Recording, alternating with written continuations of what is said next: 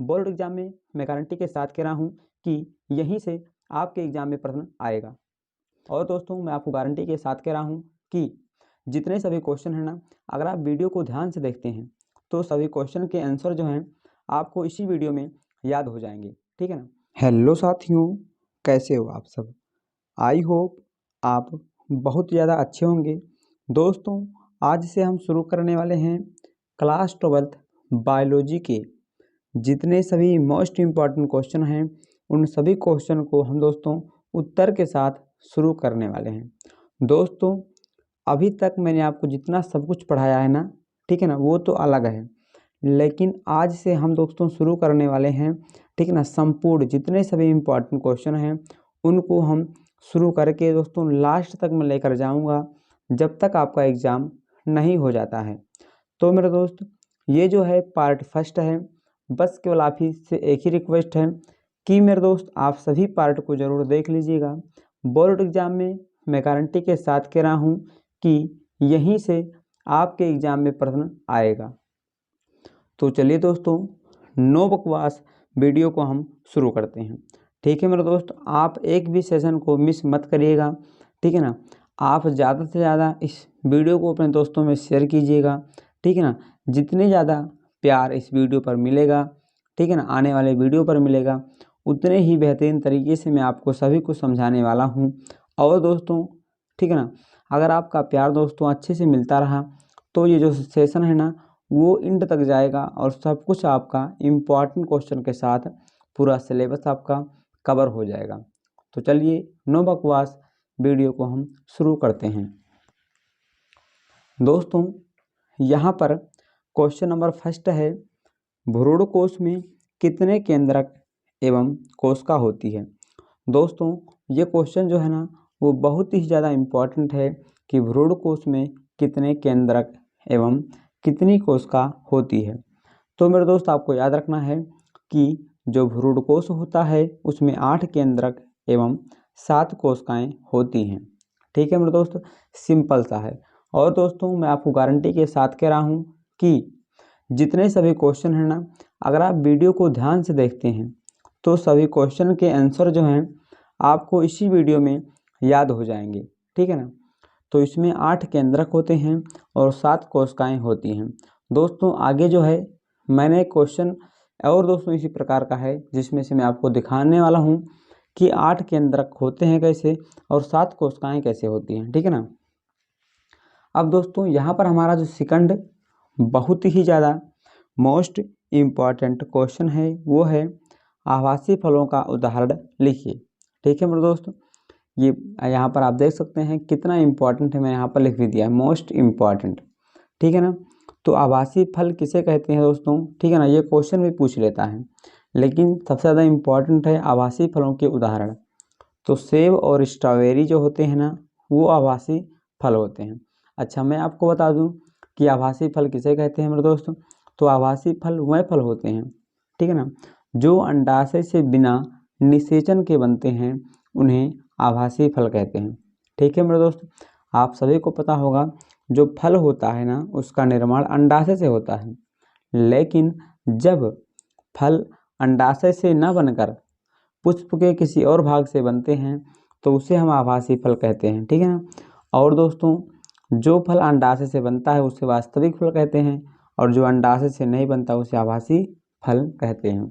दोस्तों आशा करता हूं कि आप इस क्वेश्चन को भी बहुत ही बेहतरीन तरीके से समझ गए होंगे।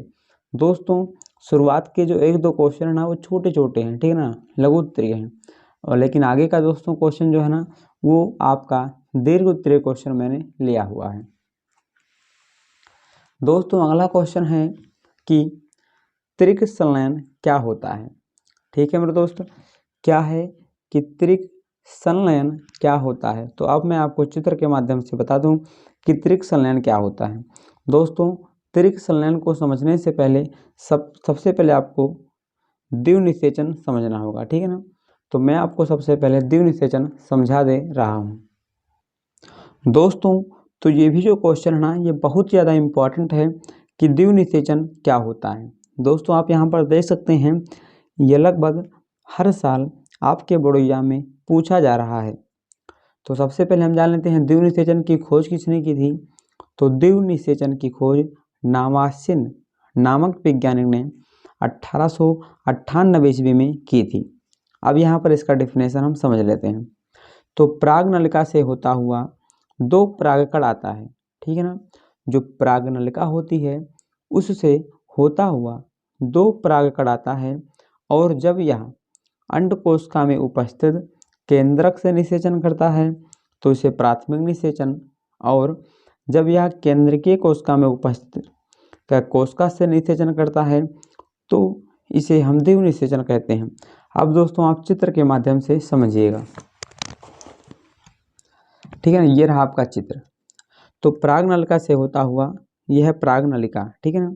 इससे होता हुआ दो यहाँ पर जो केंद्रक आता है, ठीक है ना। तो जब दो केंद्रक आता है तो एक यहाँ पर जो है ना इससे निषेचन कर लेता है। तो यहाँ पर पहली बार हुआ तो इसीलिए इसे हम प्राथमिक निषेचन, और एक जो है यहाँ पर जाता है, यहाँ पर निषेचन करता है तो इसे हम द्वितीयक निषेचन। यानी कि पराग नलिका से होता हुआ दो केंद्रक गया, एक ने यहाँ पर निषेचन किया तो पहली बार किया तो प्राथमिक निषेचन, दूसरे ने यहाँ पर किया तो इसे हम द्वितीयक निषेचन कहते हैं। यानी कि यहाँ पर निषेचन जो है वो दो बार हुआ है, बस इसीलिए इसे हम द्विनिषेचन कहते हैं। द्वि का मतलब होता है दो और निषेचन का मतलब निषेचन। तो यहाँ पर निषेचन दो बार हुआ है, इसीलिए इसे हम द्विनिषेचन कहते हैं। अब दोस्तों आगे क्वेश्चन क्या है, त्रिक संलयन क्या होता है। तो मेरे दोस्त जब त्रिक संलयन पूछेगा तो आपको इतना तो पूरा लिखना है कि द्विनिषेचन किसे कहते हैं। उसके बाद में भी आपको लिख देना है कि यहाँ पर जो केंद्रक है ना इसकी संख्या दो थी, एक यहाँ से गया तो इनकी संख्या हो गई तीन, यानी यहाँ पर तीन जो केंद्रक हैं वो मिल गए हैं, इसीलिए इसे हम त्रिक संलयन कहते हैं। त्रिक का मतलब तीन, संलयन का मतलब मिलना, यानी कि जब यहाँ पर दो पहले से थे एक और आ गया, तीन मिल गए, तो इसीलिए इसे त्रिक संलयन कहते हैं। अब दोस्तों एक बार मैं आपको पूरा एक बार अच्छे से बता दे रहा हूँ। तो क्वेश्चन में आएगा कि द्विनिषेचन किसे कहते हैं। तो जब पराग नलिका से होता हुआ दो केंद्रक आते हैं, उनमें से एक यहाँ पर अंड कोशिका से निषेचन करता है और दूसरा यहाँ पर केंद्रक में उपस्थित, ठीक है ना, जो केंद्रीय कोशिका होती है उससे निषेचन करता है। यहाँ पर निषेचन दो बार हुआ है, इसीलिए इसे हम द्विनिषेचन कहते हैं। और यहाँ पर दो केंद्रक पहले से थे, तीसरा और आ गया तो यहाँ पर केंद्रक की संख्या तीन हो गई, इसीलिए इसे हम त्रिक संलयन कहते हैं। ठीक है मेरे दोस्त। और द्विनिषेचन की खोज नामासिन ने 1898 ईस्वी में की थी। दोस्तों आशा करता हूँ कि आप बहुत ही बेहतरीन तरीके से इसको समझ गए होंगे। ठीक है मेरे दोस्त, तो एक बार आप इसका स्क्रीनशॉट ले लीजिए। दोस्तों ये है तीसरा क्वेश्चन। चौथा क्वेश्चन आप ये लिख लीजिएगा, द्विनिषेचन क्या होता है।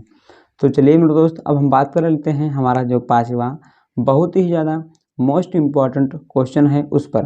दोस्तों आपसे रिक्वेस्ट है कि आप सभी क्वेश्चन को नोट करते हुए चलिएगा। मैं गारंटी के साथ कह रहा हूँ कि यही वो क्वेश्चन हैं जो 2024 के बोर्ड एग्जाम में 100% आने वाले हैं। दोस्तों यहाँ पर क्वेश्चन नंबर पांचवा है, असंग जनता पर संक्षिप्त टिप्पणी लिखिए। दोस्तों ये भी क्वेश्चन जो है ना बहुत ही ज़्यादा इम्पॉर्टेंट है कि असंग जनता क्या होता है। यहाँ पर आप देख सकते हैं, ठीक है ना, काफ़ी बार ये भी क्वेश्चन आपके बोर्ड एग्जाम में पूछा गया है। तो सबसे पहले हम जान लेते हैं कि असंग जनता की खोज किसने की थी। तो मेरे दोस्त असंग जनता की खोज विंकलर ने 1908 ईस्वी में की थी। ठीक है ना, पहला पॉइंट आपको तो यही लिखना है कि असंग जनता की खोज विंकलर ने 1908 ईस्वी में की थी। तो अब हम इसका डेफिनेशन जान लेते हैं। कभी कभी पौधे में युग्मक संलयन नहीं होता है और नए पौधों का निर्माण हो जाता है, इसे हम असंग जनता कहते हैं। ठीक है ना दोस्तों, संघ का मतलब साथ साथ, जनता यानी कि दोस्तों जब साथ साथ होकर मिलते हैं, ठीक है ना, तो ये तो संघ हो गया, लेकिन यहाँ पर आ लग गया। आ लगने का मतलब क्या होता है मेरे दोस्त, इसमें कुछ ना कुछ कमी है। ठीक है, जैसे सत्य है तो सत्य में आ लग गया तो असत्य, यानी यहाँ पर कुछ गड़बड़ है। तो उसी प्रकार से यहाँ पर जब पौधे होते हैं ना, जब पौधे की युग्मक जो हैं आपस में जब नहीं मिलते हैं, तो जब नहीं मिलते हैं फिर भी जब नया पौधा बन जाता है तो उसी को हम असंगजनता कहते हैं। ठीक है ना दोस्तों, जब नर युग्मक और मादा युग्मक मिलते हैं तभी एक पौधे का निर्माण होता है। ठीक है ना, लेकिन यहाँ पर असंगजनता का मतलब होता है जब वह नर युग्मक और मादा युग्मक नहीं मिले फिर भी एक पौधा बन जाता है, तो उसी को हम असंगजनता कहते हैं। ठीक है मेरे दोस्तों, आशा करता हूँ कि आप इसको भी बहुत ही बेहतरीन तरीके से समझ गए होंगे। अब दोस्तों यहाँ पर हमारा अगला क्वेश्चन है, और ये भी क्वेश्चन बहुत ज़्यादा इम्पॉर्टेंट है कि अनिषेक फलन क्या है। यहाँ पर आप देख सकते हैं 2010, 14, 15, 16, 18 दोस्तों। ठीक है ना, काफ़ी बार आपके बोर्ड एग्जाम में पूछा गया है। तो अंडाशय से बिना निषेचन के जब फल बनते हैं तो उसी को हम अनिषेक फलन कहते हैं। दोस्तों अभी मैंने आपको बताया था कि जब अंडाशय से बिना निषेचन के जब फल बनता है तो ऐसे फलों को आभासी फल कहते हैं तथा इस प्रक्रिया को अनिषेक फलन कहते हैं। ठीक है ना, अनिषेक फलन जो शब्द है इसको नोल नामक वैज्ञानिक ने दिया था। ठीक है मेरे दोस्तों, तो जब अंडाशय से बिना निषेचन के फल बन जाते हैं तो ऐसे फलों को हम आभासी फल कहते हैं। ठीक है ना, जैसे सेब और स्ट्रॉबेरी। लेकिन जब इसी प्रक्रिया को, जिस प्रक्रिया में वह बनते हैं, तो उसी को हम अनिषेक फलन कहते हैं। अब मैं आपको इसको याद करने का तरीका बता दूं, इसका नाम है अनिषेक फलन। निषेक का मतलब क्या हुआ, निषेचन हुआ, लेकिन आ लग गया तो मतलब क्या हुआ, अंडाशय से निषेचन, अंडाशय के बिना निषेचन हुआ। ठीक है ना, आ लग गया, यहाँ पर भी आ लगा है। ठीक है ना, तो मेरे दोस्त आशा करता हूँ कि आप इस क्वेश्चन को भी बहुत ही लाजवाब तरीके से समझ गए होंगे। अब हम चलिए बात कर लेते हैं जो हमारा अगला क्वेश्चन है, और बहुत ही ज़्यादा मोस्ट इम्पॉर्टेंट क्वेश्चन है कि क्वेश्चन दोस्तों है, एक प्ररूपी आवृतबीजी बीजांड का सचित्र वर्णन कीजिए। ठीक है मेरे दोस्तों, क्या है कि एक कोई प्ररूपी आवृतबीजी बीजांड यानी बीजांड का आपको चित्र बनाना है, और दोस्तों बीजांड का चित्र बनाने के बाद में उसके आपको दोस्तों उसका वर्णन करना है। तो मेरे दोस्त ये जो है ये है बीजांड का चित्र। तो सबसे पहले मैं आपको बता दूं कि जो इसका चित्र है आप किस प्रकार से बनाएंगे। ठीक है मेरे दोस्त, तो यहाँ पर आप इसका चित्र देख लीजिए। अगर आप इस चित्र को समझ जाते हैं तो इसका वर्णन करने में आपको रटने की आवश्यकता नहीं पड़ेगी। तो मेरे दोस्त यहाँ पर ये है अपरा, जिसे हम प्लासेंटा कहते हैं। ठीक है ना, एक जो यहाँ से संरचना निकली हुई होती है जो बीजांड से मिला होता है, जिसे हम बीजांड वृत्त कहते हैं। ठीक है ना, बीजांड में एक धसा हुआ भाग होता है जिसे हम नाभिका कहते हैं। ठीक है मेरे दोस्त, और एक बाह्य आवरण होता है जिसे हम बाह्य अध्यावरण, अंदर एक आवरण होता है जिसे आंतरिक अध्यावरण, और दोस्तों यहाँ पर एक भाग होता है। ठीक है ना, यहाँ पर जो भ्रूणकोश है इसके सीध में उसे हम निभाग कहते हैं। ठीक, और दोस्तों इसके अंदर जो भ्रूणकोश होता है उसे भ्रूणकोश, और बाहर वाले भाग को हम बीजांड काय कहते हैं। अब दोस्तों इसी चित्र के माध्यम से इतना जो पूरा गाथा यहाँ पर लिखा हुआ है ना, ये मैं आपको समझाने वाला हूँ कि आपको बिना रटे दोस्तों कैसे इसको आप याद करेंगे। तो सबसे पहले यहाँ पर लिखेंगे कि प्रत्येक बीजांड, ठीक है ना, प्रत्येक बीजांड जहाँ पर बीजांड वृत्त से मिलता है उसे नाभिका या फिर हाइलम कहते हैं। दोस्तों यहाँ पर आप इसको क्या कर लीजिएगा, ये है जो है ये है नाभिका। ठीक है ना, ये दोस्तों इसको यहाँ पर आप मिला लीजिएगा, ये है नाभिका। क्या लिखा है यहाँ पर कि प्रत्येक बीजांड जहाँ पर बीजांड वृत्त से मिलता है, यानी ये क्या है दोस्तों, ये बीजांड है, और ये जो भाग क्या है, ये क्या है, बीजांड वृत्त है। तो जब बीजांड वृत्त जहाँ पर बीजांड से मिलता है, देखिए दोस्तों यहाँ पर ऐसे ऐसे आया है, यहाँ पर मिला है, तो जहाँ पर ये बीजांड वृत्त बीजांड से मिला है उसी भाग को हम नाभिका कहते हैं। ठीक है ना, पहला लाइन तो आपका यहीं चित्र से ही हो गया। अब आगे दोस्तों, प्रत्येक बीजांड के एक या दो अध्यावरण होते हैं। यहाँ पर दोस्तों ये बीजांड है, इसके दो अध्यावरण हैं, एक ये एक ये। दो अध्यावरण वालों को द्विअध्यावरणी कहते हैं दोस्तों। यहाँ पर दो है तो इसको हम क्या बोलेंगे, इसे हम द्विअध्यावरणी बोलेंगे। तथा एक आवरण वाले को एक अध्यावरणी कहते हैं। यानी जिसके पास एक आवरण होता है उसे एक अध्यावरणी, जिसके पास दो होता है उसे हम द्विअध्यावरणी कहते हैं। बाहर के आवरण को बाह्याध्यावरण, यहाँ पर दोस्तों जो बाहर है इसे बाह्याध्यावरण और आंतरिक आवरण को आंतरिक अध्यावरण कहते हैं। यहाँ पर दोस्तों जो अंदर है उसे हम आंतरिक अध्यावरण कहते हैं। बीजांड काय के अग्रभाग को बीजांड द्वार कहते हैं दोस्तों। यहाँ पर ये क्या दोस्तों, ये जो है ये नाभिका है और यहाँ पर ये जो भाग है इसको बोलेंगे क्या ना, इसको हम बोलेंगे बीजांड द्वार। यानी कि दोस्तों ये बीजांड है पूरा, इसमें जाने के लिए दरवाजे के टाइप का बना हुआ है, द्वार है, तो इसे हम क्या बोल देंगे बीजांड द्वार। तथा बीजांड द्वार के विपरीत भाग को हम निभाग कहते हैं। दोस्तों ये है बीजांड द्वार, इसके विपरीत में इसके सीध में जो है उसे हम निभाग बोल देंगे। तो वही यहाँ पर लिखा है कि तथा बीजांड द्वार के विपरीत भाग को हम निभाग कहते हैं। बीजांड काय के मध्य में एक थैली जैसी संरचना होती है जिसे हम भ्रूण कोश कहते हैं। यहाँ पर ये पूरा बीजांड है, इसके अंदर बीजांड काय है और बीजांड काय के अंदर एक थैली जैसा भाग होता है जिसे हम भ्रूण कोश कहते हैं। ठीक है मेरे दोस्तों, ये वही भ्रूण कोश है जिसको अभी मैंने द्विनिषेचन और जो है हमारा तीर्थ संलयन में हम लोग पढ़े थे। ठीक है ना, ये वही चित्र यहाँ से हम निकाल के वहाँ पे क्या जूम कर दिए थे, तो वही ये चित्र दोस्तों सेम है। और दोस्तों भ्रूण कोश में 3 कोशिकाएं होती हैं, यहाँ पर आप देख सकते हैं।